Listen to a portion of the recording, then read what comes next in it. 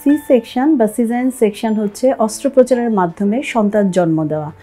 এটা সাধারণত দুই সময়ে করা হয়, একটা হচ্ছে ইমার্জেন্সি সিজারিয়ান সেকশনের সময় করা হয়, আর একটা হচ্ছে সাধারণ সি সেকশন বা ইলেকটিভ সি সেকশন বলি আমরা। ইমার্জেন্সি সিজারিয়ান সেকশন গর্ভের শিশু যদি হঠাৎ কোনো অসুস্থ হয়ে যায় বা মেডিকেল টার্মে আমরা যেটাকে ফিটাল ডিস্ট্রেস বলি, এমন কোনো কন্ডিশন দেখা দিলে আমরা সিজারিয়ান সেকশন করে থাকি। অথবা বেবি যদি অনেক বেশি বড় হয়, যদি বিলম্বিত প্রসব হয়, অথবা লেবারের কোনো এক পর্যায়ে যদি বেবি আটকে যায় অথবা অবস্ট্রাক্টেড লেবার হয়, সেক্ষেত্রে আমরা ইমার্জেন্সি সিজারিয়ান সেকশন করে থাকি।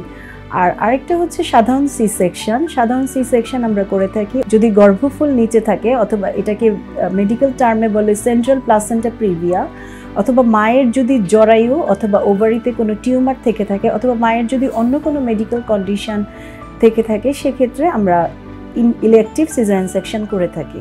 গর্ভকালীন এবং গর্ভ পরবর্তী সেবা নিতে মেরিস্টপসে আসুন, সুস্থ ও সুন্দর জীবনযাপন করুন।